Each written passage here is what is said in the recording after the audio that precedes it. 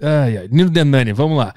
O que eu quero primeiro, antes da gente começar a falar sobre os outros mundos, sobre o que é essa vida. Em off, tu estava me explicando o que são essas ordens secretas que a gente conhece. Nós leigos conhecemos por nome, Illuminati, Nova Ordem Mundial. A gente conhece por ouvir e por causa do Olavo de Carvalho. É por isso que eu conheço.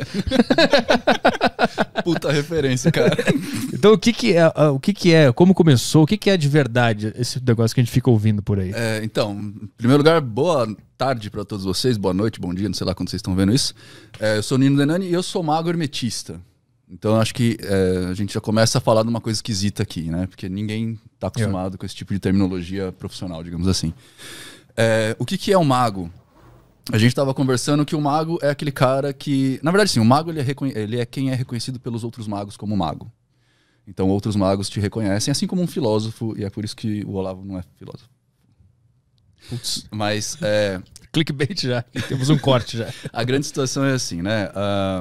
Todo mundo hoje em dia, no mundo, aqui no Brasil em principal, a gente está acostumado com certas pessoas trazendo esse tipo de nomenclatura, né? O mago, eu sou mago disso, eu sou feiticeiro, eu sou bruxo, esses negócios tudo. E geralmente a gente vê isso por causa da proliferação dos esotéricos, né? Tipo, tem aqui em São Paulo tem várias feiras desse sentido, com pedrinhas e incensinhos, essas coisas todas. Mas a magia, ela na verdade é um negócio que ela é, pelo menos o estudo mágico, ele é um negócio muito antigo e que ele data muito antes da civilização egípcia. Na verdade, a gente acha que o estudo da magia acontece quando as pessoas começam a estudar coisas.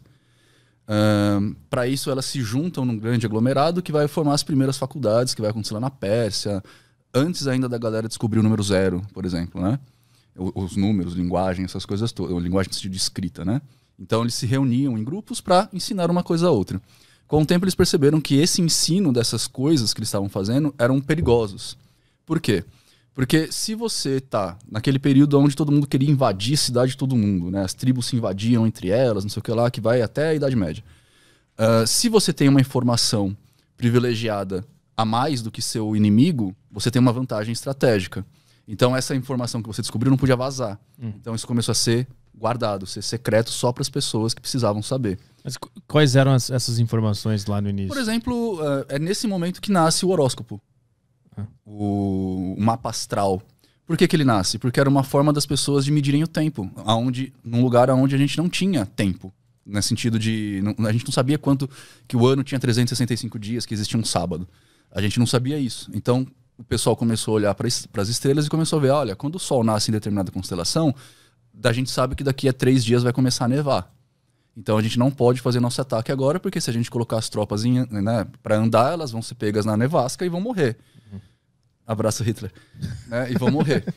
Então, se fosse astrólogo, ele ia saber disso. Essas informações privilegiadas, elas precisavam ser guardadas para te dar vantagem estratégica. Como é que você faz uma colheita ou uma plantação que vá dar mais frutos e mais rápido?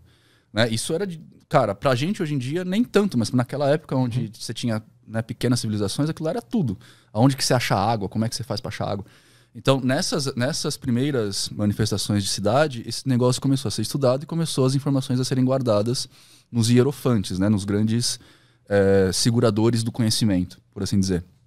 Depois, mais tarde, o Egito vai usar bastante isso, né, com os hierofantes mesmo, no cargo de hierofante, tanto que o faraó, ele era ensinado por um hierofante, ele era o líder militar. E hierofante é o quê? Hierofante é como se fosse o nosso bispo. Tá. Você tem um padre e tem um bispo. Né? Então, eles guardavam essas informações para ter potência militar, para conseguir se proteger, conseguir segurar. Tanto que os signos do zodíaco que a gente conhece hoje, né, o Capricórnio, essas coisas todas, são símbolos de coisas que eram feitas quando aquela época chegava.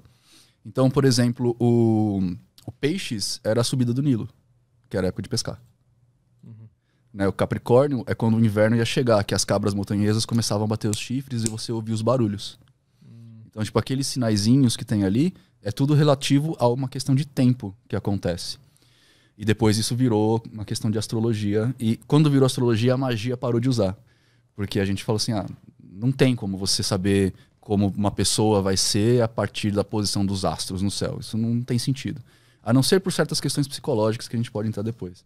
Mas enfim, aí a gente chegou na Idade Média e esses caras que tinham conhecimento começaram a ser caçados pela igreja católica em si, naquela briga de entrar os gregos, o que os gregos sabiam, a igreja queria saber, e matava um, matava outro.